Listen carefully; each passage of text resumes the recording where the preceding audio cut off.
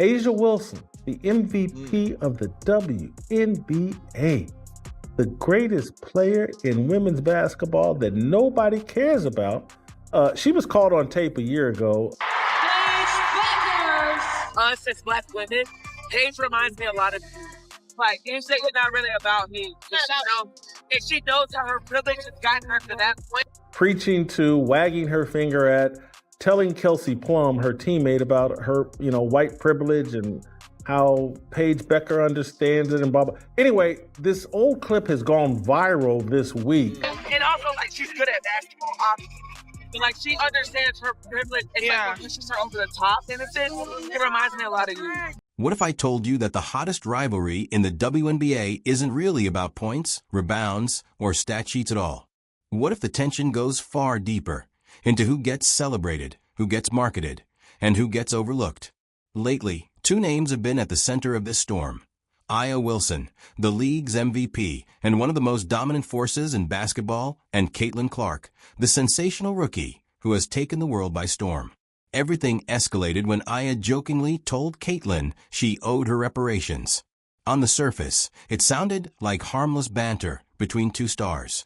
But underneath that joke sits a much bigger conversation, one about race, recognition, and the politics of visibility in women's basketball. The remark blew open months of quiet tension, forcing people to ask questions that many ignored before. And suddenly, the biggest story in the league wasn't happening on the court. It was happening online, in interviews, and everywhere fans could argue. Interesting aspects of this fanhood is that some of the biggest supporters of Caitlin Clark are not whites. They're actually black males. But that's the issue, though. I don't understand this. Many of these people, like A'ja, are so used to being able to dispense and force white guilt upon others. This has become, Jason, and tell me if you agree or disagree. This NBA playoff ratings dip post Caitlin Clark is the sports version of white flight. Picture this. A'ja Wilson and Caitlin Clark share a light moment after a game. Cameras are rolling, reporters are crowding around them, and fans are lingering for autographs. The vibe is normal, two superstars casually chatting. Then A'ja delivers the now famous reparations line. For 1 second, the entire room freezes. Players look around like they're trying to decide whether to laugh or gasp. Reporters raise eyebrows. Fans instantly whip out their phones, sensing something viral is about to happen. And sure enough, within minutes, clips flood social media. Twitter, TikTok, Instagram, everywhere, people are reacting. Some call it hilarious. Some call it bold. Some call it uncomfortable. But no one ignores it. What seemed like a quick joke becomes the biggest talking point in women's basketball.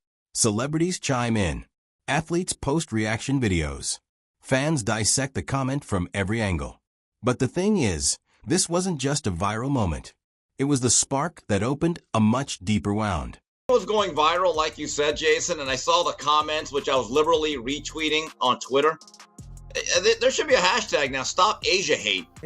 Let's start there. Is that a compliment that she understands her white privilege? I mean, what is she really saying? Like, hey, white girl, you know what, you cracker-ass cracker? You have a lot of white guilt, and I approve. But it's amazing. But this is the problem that a lot of people have with Caitlin Clark fans and supporters. Because here's the truth. That one-line joke was never just a joke. It tapped into a real, ongoing issue that many WNBA players, especially black women, have been talking about privately for a long time. A'ja Wilson has repeatedly pointed out how some players struggle for visibility, no matter how good they are, while others seem to gain the spotlight overnight.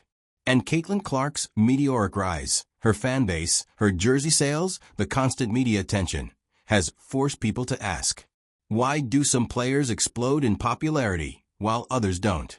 Is it purely talent? Marketability? Or is race playing a role too? A'ja wasn't calling Caitlin out. She was calling the system out. The league, the media, the sponsors, the entire ecosystem that decides who gets shown and who doesn't. That reparations moment was less a punchline and more a pressure point, one that exposed a deeper imbalance that many fans never noticed before. was a message being sent to Caitlin Right. Clark of like, you want to come into our league, this is how you need to be. And I think it's a message to Nike. I probably tend to think it wasn't even on accident. Knew she was being recorded, knew it would get out there. And it was, because I think this was a year ago, and it's gone viral now this week. Again, as I talked about last week, based off the Ethan Strauss deal, A'ja Wilson has a signature shoe and logo with Nike. No one's gonna buy her shoe. So there's a mindset that A'ja has to adopt to justify getting treatment she knows. Let's break this down even further. When A'ja Wilson speaks, people listen, not just because she's a two-time MVP and champion, but because she's brutally honest. She has been very clear about the struggles black athletes face in the WNBA, struggles that have nothing to do with effort or talent. She said something powerful. You can be the very best at what you do as a black woman, but that might not be what people want to see. That sentence alone says everything. Caitlin Clark, meanwhile, has been skyrocketing in popularity. She's undeniably brilliant, but her rapid rise has reignited old conversations about race and visibility in the league. A'ja went even further during an interview, saying, "It boils my blood when people say it isn't about race, because it is." She wasn't attacking Caitlin. She was attacking the narrative that success happens in a vacuum, when in reality, the spotlight often shines brighter on certain athletes for reasons beyond the game. This is the bigger picture. Clark's jerseys are selling out worldwide. She's dominating headlines. She's becoming the face of the league. And yet, there are longtime superstars, brilliant, decorated, generational players, who have never received this level of attention. The rivalry? It's real. The tension? Even more real. But it's not a rivalry of hate. It's a rivalry of visibility. When they're here, you don't like their presence. Oh my God, look at what they're doing. They're so awful. Then when they leave the Caitlin flight, oh my God, I can't, what do we do now? Isn't it the same thing? Yeah, it's a good analogy. Yes, it is. And these players that are now complaining, if there are any, about the ratings, about being abandoned. Well, wait a minute. So that has become something that for them, that word, problematic. And it's also set up a cultural debate on the other side of the street. Many of you were the very same ones that was pointing the finger and saying you're racist and we don't want or need your support. So in theory, you're getting what you want and you should be happy for the lower ratings. And here's where everything gets even more interesting. This story isn't just about two players sparring. It's about the future of the WNBA. The league has a crucial question to answer. Who gets to represent the league? And why? Caitlin Clark's debut made this question even louder. The hype around her first professional game was massive. Spectators were on their feet. Cameras were lined up. The pressure was unbelievable. She scored 20 points, great for a rookie debut. But she also set a record. 10 turnovers, the most ever in a first game. Yet, instead of criticism, the attention grew. People didn't stop watching. In fact, more fans tuned in. Caitlin wasn't just playing basketball anymore. She was bringing an audience with her. Her college resume was historic. And now she's leading the league in assists, threading impossible passes like she has a sixth sense. That kind of visibility changes everything. But it also raises a complicated question.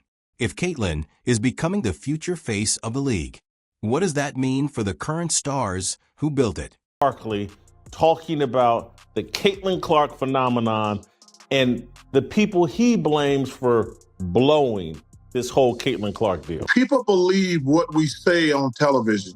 Just because people don't like you or your personality, they can't get on TV and slander you. It's just total bullshit. These ladies, and I'm a WNBA fan, they cannot have this Caitlin Clark thing up any worse if they try. What is going on here? And the thing I love about her, she never says a word. But these ladies, who I love and respect their game, they could. Now let's talk about the actual basketball.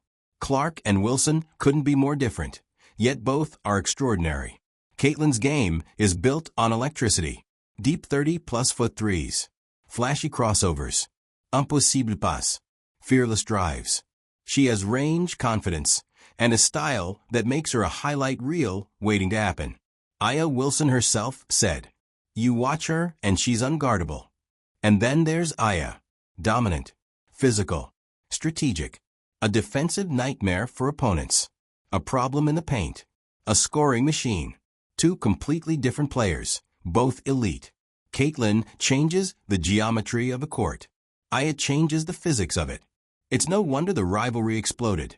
It's rare to have two generational talents collide in the same era. Clark somehow wins the WNBA championship this year, she will have put together the greatest rookie season in the history of professional sport. Include Caitlin Clark in the conversation, as I like to do, but we're also going to bring the NFL, Patrick Mahomes, Lamar Jackson, Caitlin Clark, Deion Sanders, all in the same boat with historical perspective and knowledge.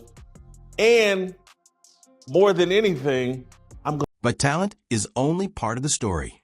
The real conversation is about impact. Clark is the rookie transforming the league's viewership, selling out arenas, and pulling in new fans. Wilson is the established superstar who has carried the league long before the cameras showed up. Both are historic. Both are iconic. But only one is getting the marketing push. This is where the discussion turns from basketball to equity. Who is valued? Who is promoted? Whose story gets told? The rivalry is fun, yes. But it's also a mirror, reflecting deeper issues the league can't ignore anymore. Whenever that is released comes out, they ought to call it the air suppression. Because basically they are marketing A'ja Wilson by suppressing anything having to do with the most popular player in the league. Since you brought it up, I'm going to touch on it just for a bit. The ratings, I believe 2 Sundays ago with Caitlin Clark, she drew 1.8 million viewers on an NFL Sunday. I really do. And I think moving forward, I think that number is going to, as the playoffs continue on, I think that number is going to continue to come down. I wonder, this actually needs to be studied. What other sports league has diminishing ratings as you get closer to... And here's the final twist. This rivalry, this tension, these conversations, it might be the best thing that has happened to the WNBA in years. Aya Wilson's bold comments have sparked necessary discussions about recognition, representation, and race. People are debating, asking questions, and demanding fairness in ways they never did before. Her quote echoes everywhere. You can be top-notch as a black woman, but maybe that's something people don't want to see. At the same time, Caitlin Clark isn't shying away from the spotlight or the conversation. She's openly saying women's basketball deserves more opportunities, more investment, and more storytelling. Imagine if the league used this moment to reshape its future, highlighting diverse stories, promoting players from every background, building marketing campaigns that represent everyone, using two superstars to elevate the whole sport. This rivalry doesn't have to divide the league. It can redefine it,